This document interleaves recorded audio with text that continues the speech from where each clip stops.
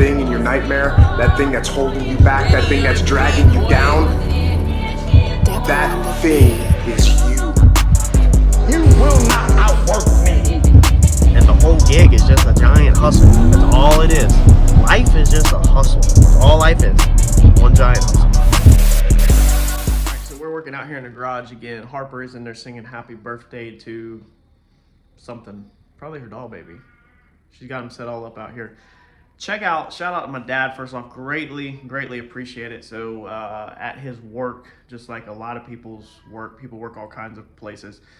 Businesses and companies throw stuff away. I throw stuff away. And sometimes Mike has took stuff home and fixed it or repaired it. I just didn't want to deal with it no more. I replaced it with brand new stuff. Eddie, my employee, takes stuff home sometimes that I just don't want or we find in flip cars. So businesses obviously produce trash that's sometimes not worth to them fixing, and they just dispose of it and get rid of it. Check out what we scored. So we're gonna take this thing apart today. This is a huge blower, like you cool the car down with, and it was messed up. The knob on it does not work. It's stuck on wide open. You have to turn it with pliers. And so the company says, well, since it's not obviously fully working correctly, even though it does work, we're gonna replace it. So they replaced it. They were gonna trash this. Dad grabbed it. It's a huge one. I just bought the smaller one from Lowe's last weekend.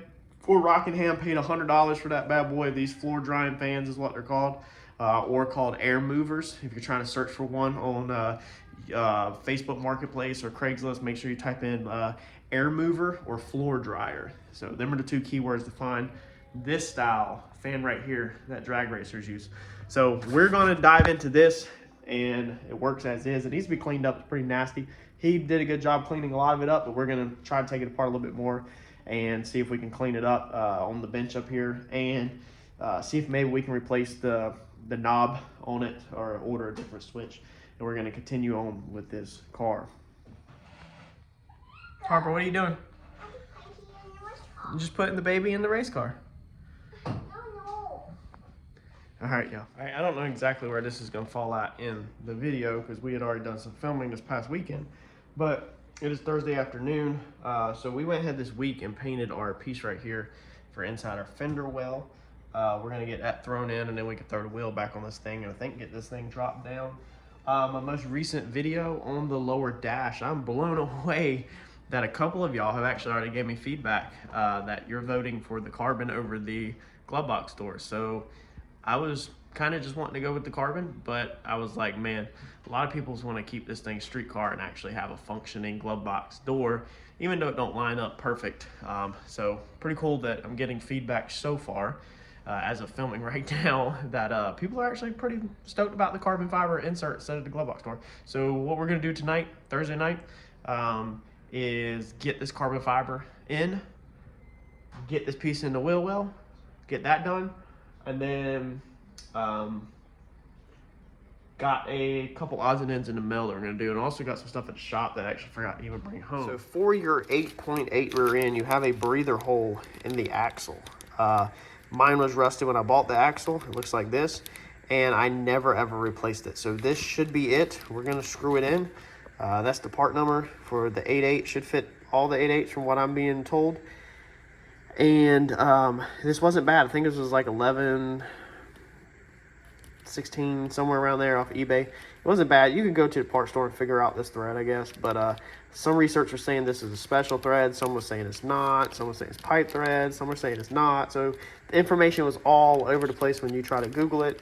And I know you could tap it. I know you could weld it up. But I left mine, and I want to make sure that we never have fluid coming out the back of this car onto the track. We haven't had no issues. There's no fluid near anything, but I guess if it ever got boiling hot, it could expand enough to come out of that hole, even though the hole's up on top of the actual axle tube. So we're gonna go put this vent in. Pretty sure this is like a one-way vent, I believe.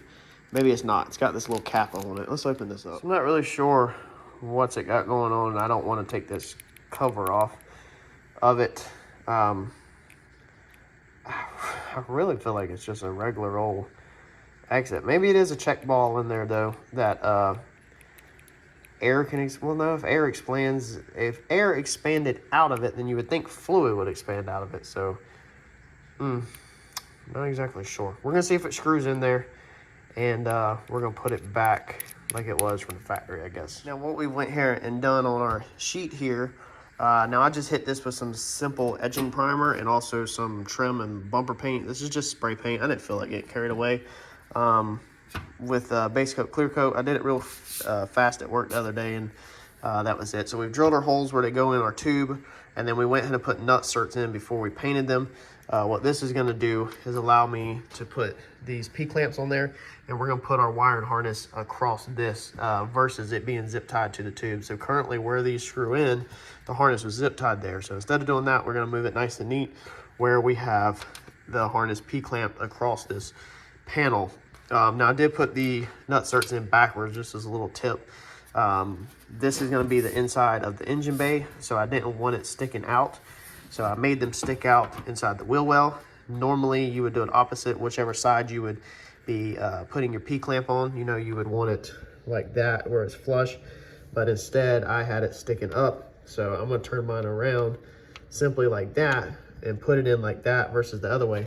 That way when you look under the hood down in there, you don't see this thing sticking out like that right there. You just see a smooth flush side with maybe a little bit of a screw sticking out through that or something. Let's get this put in. All right, so that's what we ended up with. Y'all, I vote that's pretty clean.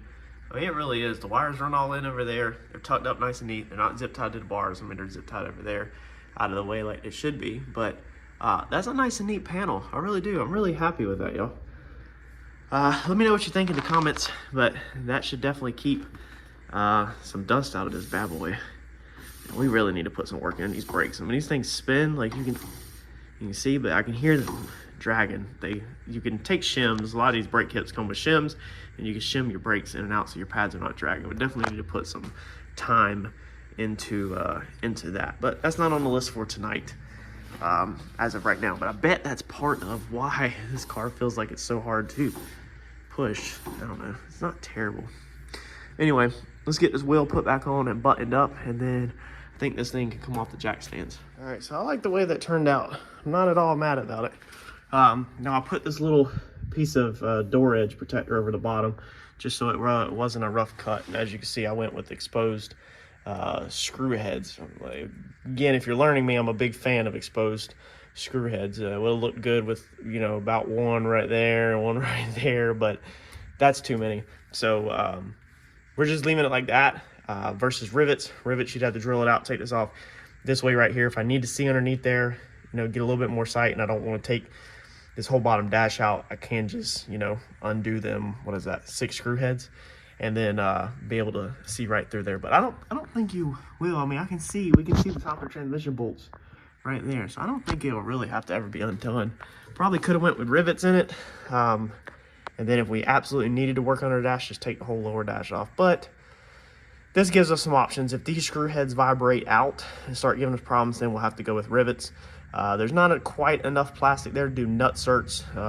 Your nut cert's always like freaking twice or 3 times as big as the actual screw or bolt, it seems like. So just not enough plastic there to really do nut certs. So I had to use some little finish screws, but I think that's good to go. So that wraps up the bottom of the dash. Man, I think that really turned out good, and it's so nice to finally have that freaking thing together. All right, so we just got a package in the mail that everybody has been wanting me to get. Like, everybody. Let's check it out. All right, so there's where it's from. Voila! So we spoke with Procharger, and we spoke with TKM, and we got advice on what pulley to change to. So we currently have a 450 on our Procharger, a 4.5 inch pulley, and we are changing to a 425. So this is a grip tech pulley. These are the ones that have a special grip laser etched into them, so it feels like fine sandpaper almost, kind of. They grip, so they don't have belt slip. So these are really nice pieces. We're going to be putting on this 425. Currently we have the 450. So a lot of people would probably be like, you go down even smaller. And well, the 450 we can actually probably almost max out the Procharger is what Procharger is saying, but we need to spin it at a high RPM. The 425, this size right here, will max out the blower at around 8,500 RPMs. So at 8,500 RPMs on the motor, Procharger's calculations says that this will max out the blower. Now, of course, they're giving me a safe max out, so of course you can go past that. So I feel like from talking to Turbo John, TKM, Procharger, everybody, that this is going to be the ticket right here. This is going to be the answer. And we should be able to hopefully definitely use all of the blower's potential, plus push it a little past this potential into the zone where we don't want to go no more because of the motor. So the motor's only built to probably 1,400 RPM or 1,400 horsepower, 1,500 horsepower. We, according to the math, we're already around 1,100 at the motor, give or take, because we're in the 7s at the wheel. So the Turbo John said the math on that, along with a couple other people, is about 11 at the motor. So this should do it. We don't want to go past 15. 15 is going to be the unsafe zone on this, because when we built this, we used the factory crank. Factory crank is forged from Ford, and it's good to about 1,500 horsepower, and everything else is kind of built around that. So all the rods, everything is kind of built for that 1,500 mark, not surpassed it. Anything past 15, then we need to relook at the whole entire situation, from motor, engine, blower, internals, whole 9 yards. And if we wanted to get to the point where we wanted to push past 15, we'd probably just build another motor. We'd probably do a crank drive blower. We'd switch to methanol. Like, we would completely just rechange up the car. I have plans for past 1,500 horse, but we're not talking about that right now because nothing has happened, obviously. So we're gonna get this changed over, and we're gonna be testing, I believe, in Darlington next weekend. Randy's doing a radio race. I think we're gonna take Percy there and test again. And if everything goes good with the other changes that we're making on this car, hopefully we're about to run some numbers for y'all. Some other things we got was we got our switch in our mail for our fan for cooling the car between rounds that we showed over there. So we're gonna get that guy put together so we can get it in the trailer for the next outing. That should help turn the car around quick and easy. And then we got this right here. So this is going to be your heat shield. Basically, we're gonna put this over the straps. Let's get this tape off. The straps that go down to the diaper. We're gonna slip the straps up through this. Hopefully they'll go through there. Maybe I should have ordered a little bigger. Wanted it to be small. Hopefully I can get it through there. And this should help these straps, if they touch the headers, not burn. I only ordered 3 feet, banking that I would just need a couple of inches per header to clear, per strap to clear the header. The front 2, I don't think really even need it. And then we ordered these right here. So these are pretty freaking cool. We're gonna fix our shock sensors. So you can see I got my shock sensors laid back on the table right here. Started messing with them the other weekend. We're gonna put the shock sensors back on the front. We need to get these set up in the data so they're actually reading. I need to work on that this coming week, during the week. But we're gonna get these tabs on. So that's who they are from. Let's see here. There's their website, hfrfab.com.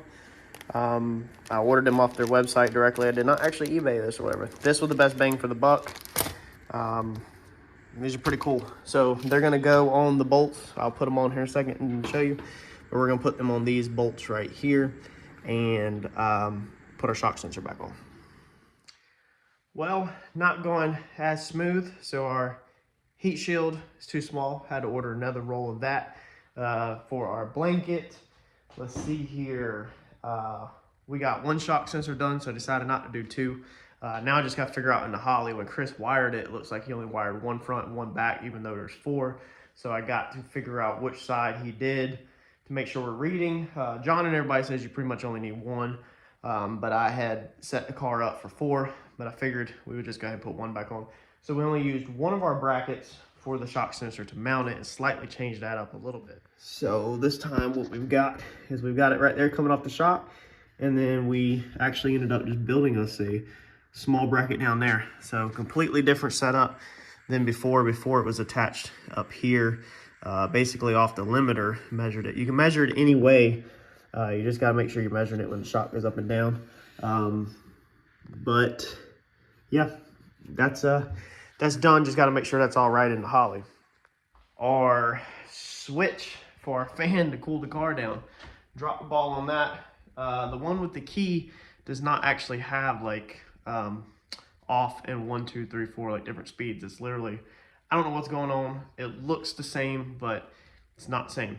When I was taking the old one apart, which did work, it's just the knob was broke. I was taking the old one apart, and it didn't want to come apart. It was a little froze up from all these years. So I think it broke because I went to try to put it back together, and now the whole thing is not working. So that's just my luck. But I did find the exact switch this time off of actually Walmart for even cheaper. It was $12. We paid $15 for that one, or $19 to my door. So another $12 for the exact one. Ordered that. That way we know our switch is right. And if anything, we might have to redo the wiring. So that's a fail. The things are a fail. We are going to take the car to Randy's on Monday and put it on the lift. We're going to pull the transmission out, make some changes in here to get us set up to go testing in Darlington next week. And when we do that, we're then going to throw the vent valve in. I tried to lay on the floor and put the vent valve in the top of the axle. It does not want to screw in there. So if it doesn't screw in, then I'm just going to pump it full of silicone, because the rear end does have a vent. The hog's head does have a vent that comes out of it. I was just trying to put the factory vent back in it. But that failed. That didn't screw in. So hopefully when it's up on the lift and I can see at eye level, I can get it to go in then. What else do we got? Procharged Pulley, I just haven't simply put on. So I got to put that on, but I just haven't put it on yet. So it is Saturday. This video started last Sunday. It is now the next Saturday. It is current day Saturday. And I'm going to wrap this up, get this edited, get this out to y'all. So stay tuned. We got quite a few videos coming up. And like I said, Monday we're going to have the, Percy at Randy's shop to button up a bunch of stuff and basically get this thing ready to go testing in Darlington, South Carolina next Saturday afternoon. I'm pretty sure is when it is. Smash that like button for me, y'all, and I'll catch y'all in the next video. Thanks, y'all.